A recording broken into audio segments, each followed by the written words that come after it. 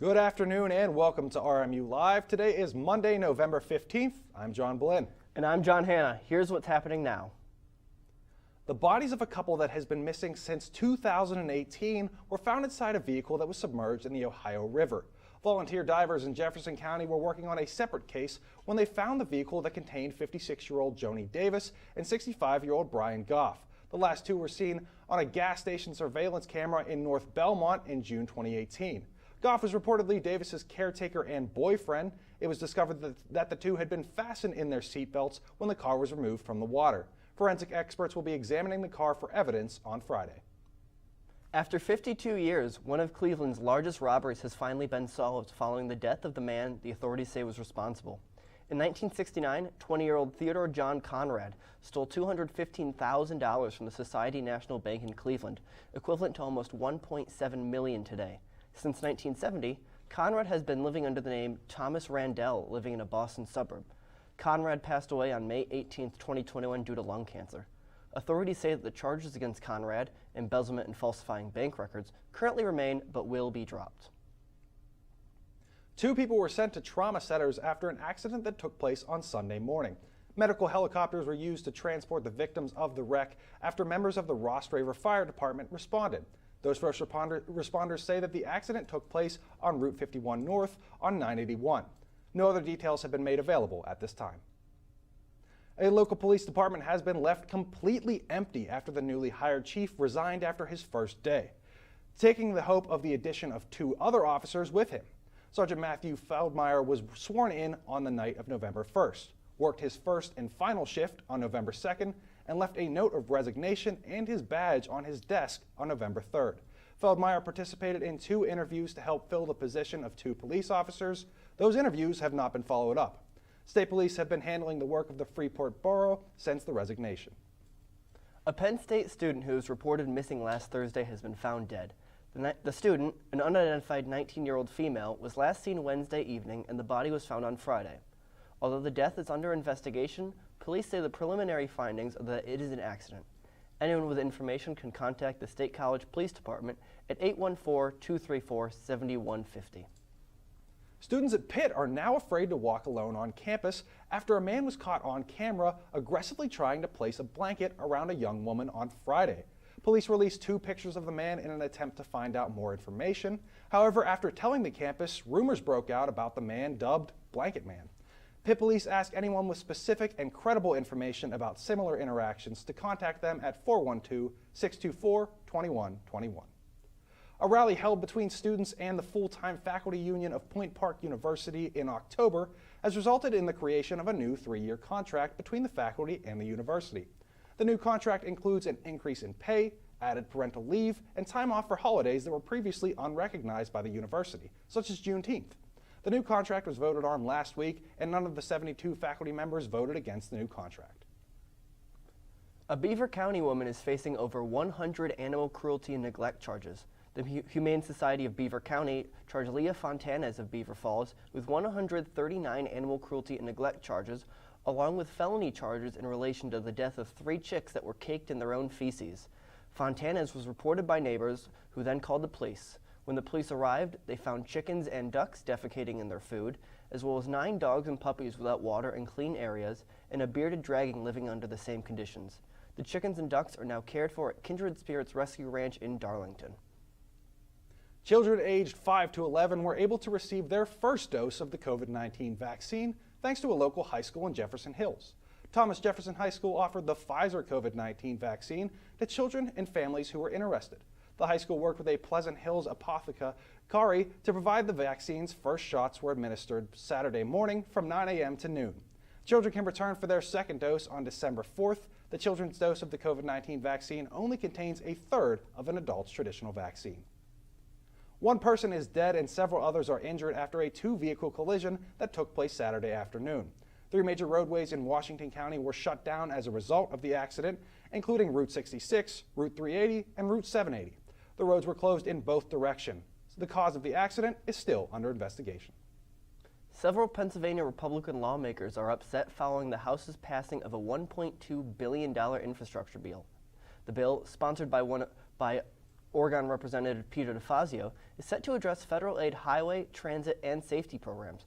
However, Representative Glenn Thompson of Pennsylvania's 15th district said, quote, "There was an opportunity to come together and draft a bipartisan, bicameral bill to address America's aging infrastructure.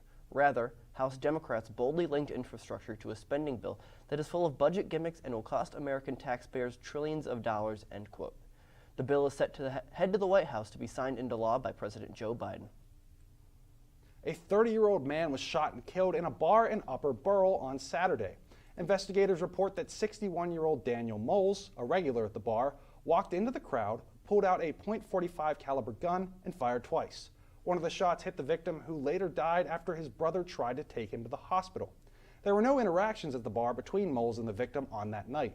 Officers placed Moles into custody and took possession of the weapon. He is being held at the Westmoreland County Prison and is being charged with criminal homicide. The Episcopal Diocese of Pittsburgh officially has a new bishop. Reverend Dr. Ketlin A. Solak was seated in a bishop position during a service that took place on Sunday at Pittsburgh's Trinity Cathedral downtown. Solak takes over the diocese from Bishop Michael Curry, who preached at the Church of the Atonement in Carnegie on Sundays. Solak's seating marks the first woman to lead the diocese as well as the first person of color. Solak said on Saturday, quote, "I'm aware of the great deal of work and foundation that has been laid, so that part is not mine. It has been done by the bishop before," end quote. After months of back and forth, the $1.2 trillion infrastructure bill is set to be signed by President Joe Biden today. The legislation marks the biggest individual infrastructure investment in U.S. history. The Biden White House says the infrastructure package will deliver for American families. The legislation includes $550 billion for roads, bridges, ports, airports, and mass transit. Is the most significant step that we will have taken in decades to actually invest in the arteries that help move goods more quickly through our economy, more cheaply through our economy.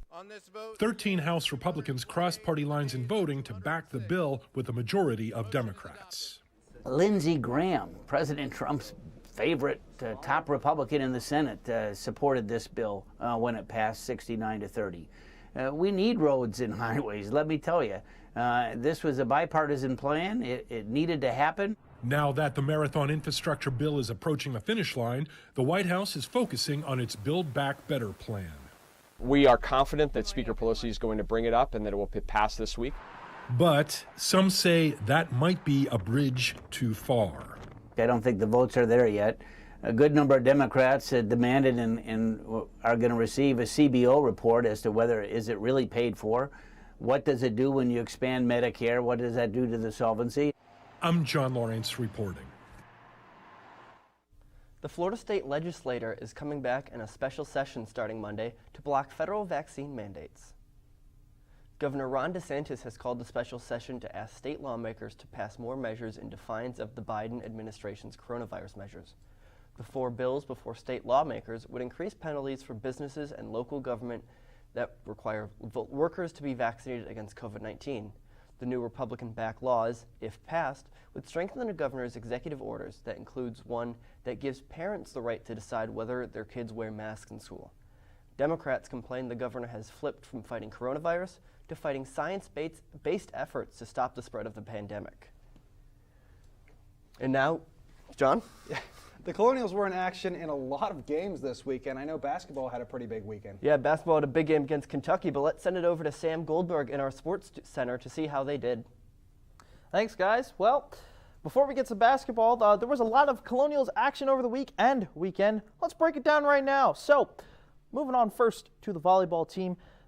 They finished their season with a 12-game losing streak, dropping games to UIC and Green Bay. That is the second longest losing streak since 2013, when they lost 14 straight to open the season. To end, and now going back to this season, they played 2 games against UIC and Green Bay. Both games were absolute heartbreakers, as the Colonials were looking to win and break the losing streak as they went up 2-0 in both games. However, they would lose 3 straight sets to lose both matches 3-2. The match against Green Bay was a real heartbreaker because it was senior night. Moving on now to the football team. They were on the road in my home state in New Jersey and take on Monmouth. And it wasn't a good game for the Colonials, as they were routed by a score of 44-7. There wasn't much happening in the game for RMU as they hit 100 offensive yards in the fourth quarter. That's astonishing. They will finish their season at home against Campbell. Women's basketball opened their season last week, as they played both St. Bonaventure and Akron. They would fall in both of these games as they lost 61-53 against St. Bonaventure and 60-50 against Akron. Sol Castro is off to a strong start as she is averaging 11 points per game. The men's team is also off to an 0-2 start as well, as they would be on the road against UCF and Kentucky. The UCF game was close, but they couldn't pull it out as they would lose 69-59. However, in round 3 against Kentucky, the Colonials would drop the game by a score of 100-60. Khalil Spears leading the Colonials with 10 points per game. That's all from me, guys. Send it back to the desk. And you know, John, it was starting to look a little like Christmas yesterday. Yeah, absolutely. It was chilly out today. I didn't know what kind of jacket to put on this morning, but I believe Jackie Rosta can tell me what kind of jacket I could put on tomorrow. So let's send it over to Jackie to tell us more. Thanks, guys. And for this week, the weather and I both have something very much in common. We really do need to be checked for bipolar disorder. Today, you need your hats. Please wear a hat. The high today is going to be 39 degrees and the low is going to be 30 degrees. Humidity is going to be at 66% and there's going to be a 20% chance of rain today. For the hourly forecast at 3 p.m. it's going to be sunny, but it's going to be very cold at 39 degrees. 6 p.m. it's going to get dark at 35 degrees and at 9 p.m. it's going to stay dark at 33 degrees. For tomorrow's weather, it's going to be a high of 45 degrees and a low of 36. Humidity is going to be at 70%. I don't know how that feels with cold weather. And a chance of rain is going to be at 10%. Let's go back to the desk. Thanks, Jackie. When we come back, we will give you an update on the COVID numbers in PA.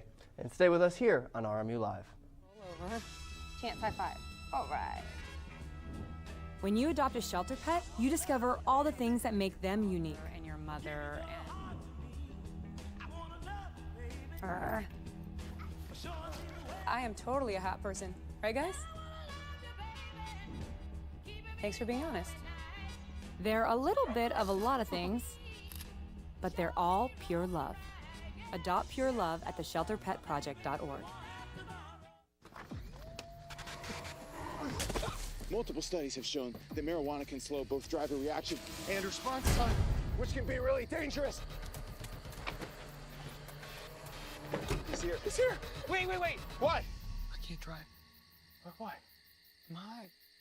Oh.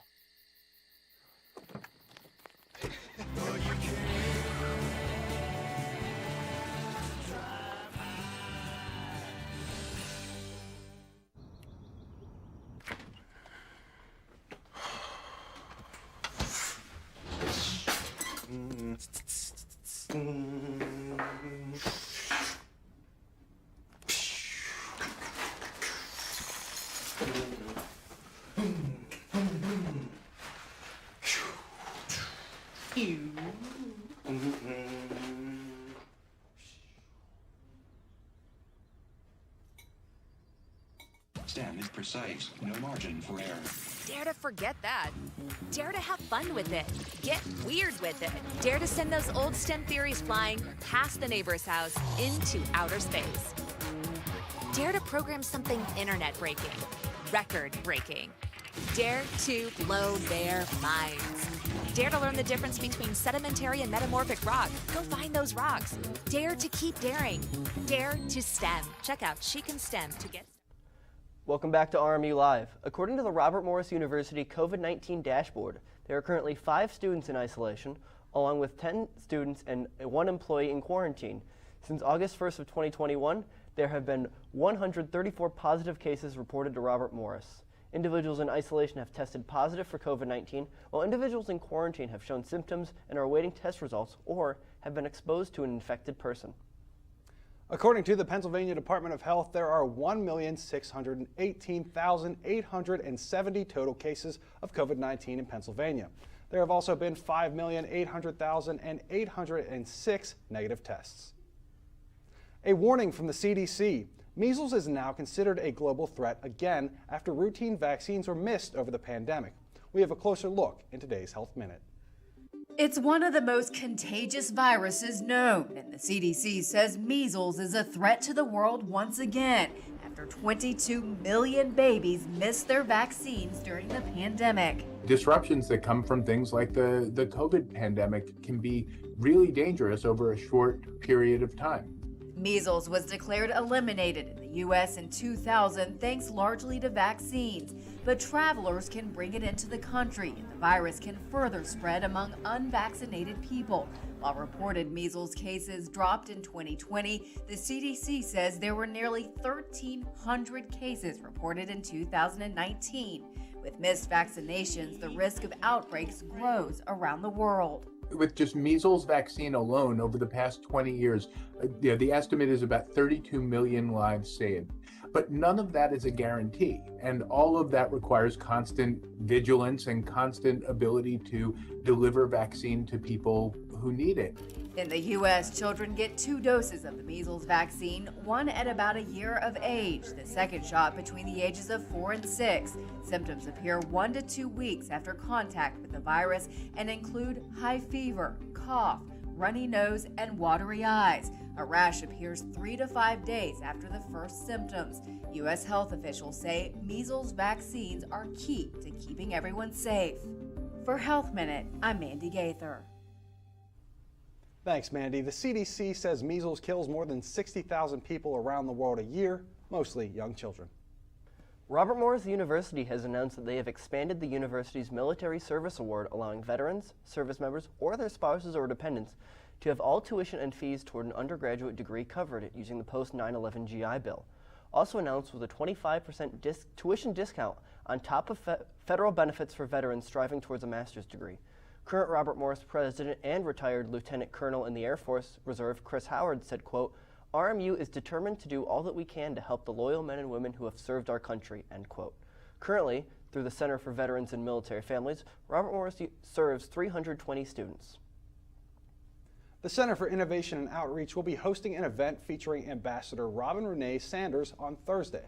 Sanders is a member of the RMU Board of Trustees and will be sharing ideas on how to develop global solutions for the future through innovations. Sanders will try to create an understanding of current global issues. The event will start with a lunch at 1:30 p.m. and the lecture will begin at 2 p.m. Those interested in attending can fill out the Google form provided on the RMU Minuteman to RSVP. To stay up to date with all things RMU, Pittsburgh, and Moon Township related, be sure to check out RMU Century Media. The writers over there have you covered with everything in the news or all things A&E. It's all there for you at rmucenturymedia.com or on Twitter at RMU Century Media. Check it out. And to stay up to date with the latest in Robert Morris athletics, including feature stories, podcast, recap, and video content, be sure to check out colonialsportsnetwork.com. But if that isn't enough for you, be sure to check them out at RMU_CSN on Twitter, as well as the Colonial Sports Network YouTube page and brand new Instagram page. A Robert Morris professor was inducted as the 2021 Fellow at the annual ISCAP EdSig. Dr. Peter Wu currently serves as the chair of Computer and Information Systems Department and served on the ISCAP EdSig board as an at-large director from 2013 to 2018 and treasurer from 2015 to 2018.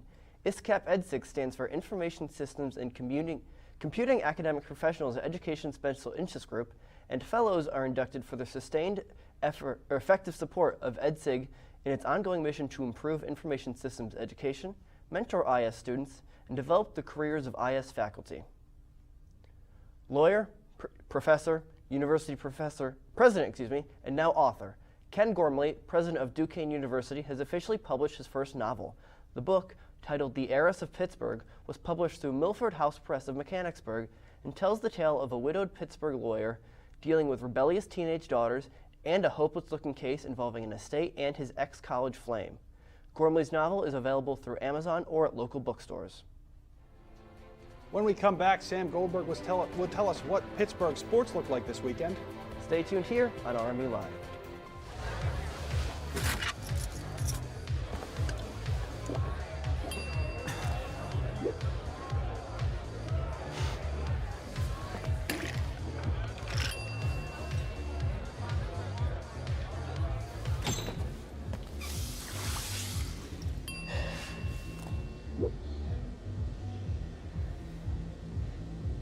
If you need to do something to feel okay to drive, you're not okay to drive.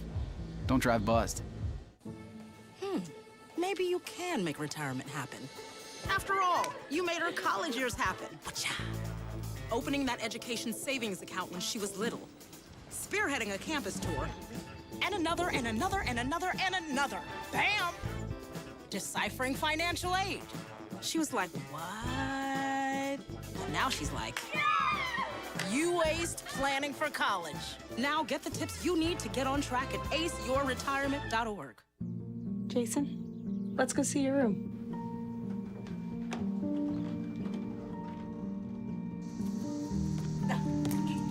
That's not right. How is it? Is it good?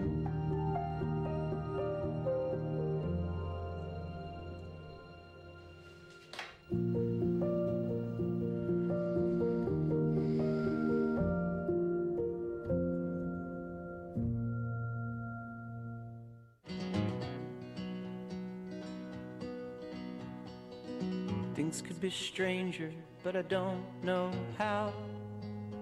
I'm going through changes now. Could spend a lifetime trying to figure it out. I'm going through changes, through all of the strangeness. I'm going through changes now. Pittsburgh Steelers quarterback Ben Roethlisberger was out for yesterday's game against the Detroit Lions after he was placed on the NFL's COVID-19 reserve list. This is the first Steelers case of COVID-19 on the team this year. Roethlisberger is reported to be vaccinated and will be able to play again once he provides the NFL with 2 negative COVID-19 cases. Due to his absence, Dwayne Haskins was active for the first time this season, but did not play in Sunday's game. Despite Big Ben being unable to make it to Heinz Field, a few Pittsburgh Steelers icons returned to the stadium to be inducted into the Hall of Honor. 9 new members were added to the Hall on Sunday. The Hall was created in 2017 and is designed to recognize those who have helped bring significant success to the franchise. James Ferrier, Troy Polamalu, Carnell Lake, George Lloyd, John Kolb, and Lewis Lips were inducted. Former defensive end Dwight Wright, who died in 2008, was also inducted, along with longtime radio broadcaster and offensive lineman Tunch Ilkin, who died in September after a battle with ALS. After being shorthanded for the past 2 games, things are starting to finally look up for the Pittsburgh Penguins as 4 players, Sidney Crosby, Marcus Pettersson, Chad Ruhwedel, and Brian Dumoulin, along with head coach Mike Sullivan, have been activated from the NHL's COVID-19 protocol list. Dumoulin and Pettersson exited protocol early last week and were able to play against Florida on Thursday, but due to border restrictions, were unable to play in Ottawa on Saturday. All in all, 8 Penguins, in addition to Mike Sullivan, were part of the league's protocol list, and with Dumoulin and Crosby entering on November 3rd. And now we're going to see how those informed Penguins fared last night as they played the Washington Capitals. We're going to send it back over to Sam Goldberg, who's in our sports studio. Sam, what do you have? Well, thanks, guys. Well, Steelers fans, you might want to hold your ears for this one. How do you tie the worst team in the NFL? Yeah, Mason Rudolph was starting, but it's the worst team in the National Football League. The fumbles were a killer for the Steelers in overtime, as both Deontay Johnson and Pat Freiermuth fumbled in overtime, which was a killer. And then you also had the Lions kicker miss the game-winning field goal as well. It was a disaster of a football game for both sides. I'm done talking about the Steelers. Speaking of the cold, let's talk some Pens. The Pens were able to collect 3 points this week, even without Crosby and others, as they were able to, as they lost they lost in overtime to the Blackhawks 3-2 in a shootout, but they beat the Florida Panthers 3-2 in a shootout. So kind of a win-win situation right there. They'll play the Buffalo Sabres tomorrow at 7. Pitt football won an overtime thriller as they were able to take down UNC by a score of 30-23. The Panthers move up to 20th in the national rankings after the victory. Quarterback Kenny Pickett threw for 346 yards, 3 touchdowns, and 1 interception. The Panthers will play Virginia next week. Pitt basketball, the men's team, is off to a rough start as they suffer 2 losses so far in the season to the Citadel and West Virginia. The Citadel game was awful for the Panthers as the Citadel went 6 of 9 from 3 early in the game, and they didn't look back. Pitt would lose the game 78-63. The West Virginia game wasn't close either as they lost 74-59. However, the women's team is off to a 2-0 start as they defeated both Radford and Lafayette. That's all from me, guys. Let's send it right back to the desk. The Pittsburgh Pirates have announced some exciting events that are set to take place at PNC Park in the upcoming season. 6 Zambelli fireworks shows have been announced, along with a drone skylight show expected to take place on June 3rd. A few figures will also be given out over the summer, including a Brian Reynolds bobblehead and a Pirates Parrot bobble belly. Sunday Kids Days are also set to return. Tickets for those events go on sale tomorrow.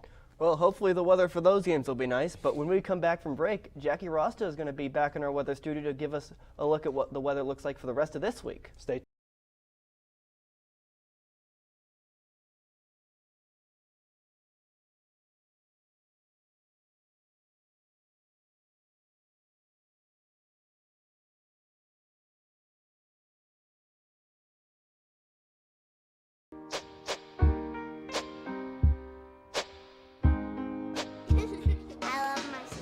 My heart doesn't see race. Love is love.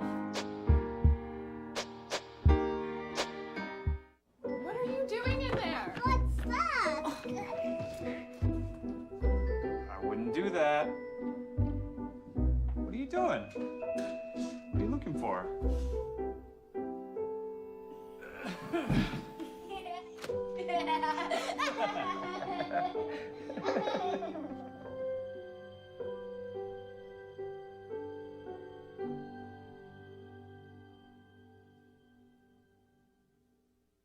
How prepared is your family if a hurricane shows up at your doorstep, or a flood, or a blizzard? You can't just turn away a natural disaster. That's why it's important to go to ready.gov/plan now. It has the tools and tips you need to make an emergency plan with your family. So if disaster comes knocking, Let's go. you'll be ready to help keep your family safe. It's just a pizza. Yes. Make a plan today.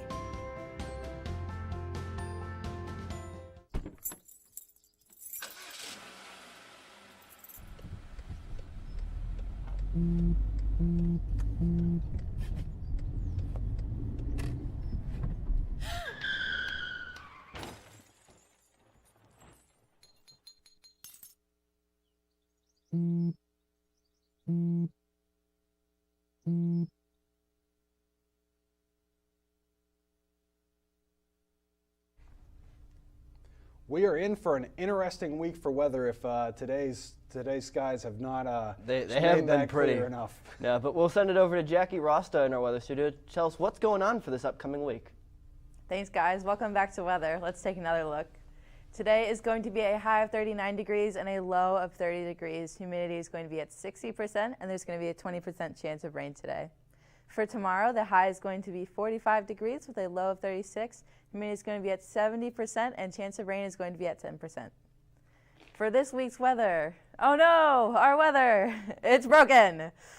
Wednesday, oh my God, is going to be sunny. Where did that come from? It's going to be a high of 63 degrees with a low of 50. So make sure you get outside while you still can. Thursday is going to be rainy with a high of 54 degrees and a low of 28. So stay inside. Friday is going to be sunny and cloudy with a high of 40 degrees and a low of 24 degrees. Saturday is going to be much like Wednesday, but not as kind, a high of 45 degrees and a low of 34. Sunday, yeah, stay inside. It's going to be rainy with a high of 48 degrees and a low of 36.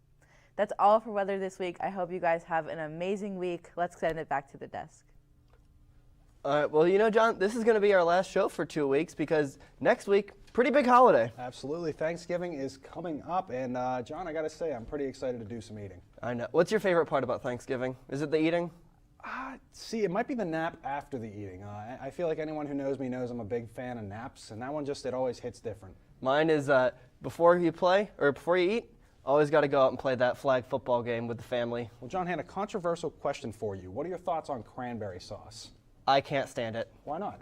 I don't like cranberries. I mean, I'll drink cranberry Sprite, but it's just the jellied cranberry sauce out of a can. Like, I've tried homemade too, but just not very good. Well, John, Hannah, I know I'll be having some, but hey, that's all for us here at RMU Live. For Jackie Rosta and Sam Goldberg, I'm John Blinn. And I'm John Hannah. Have a great weekend. We'll see you next time.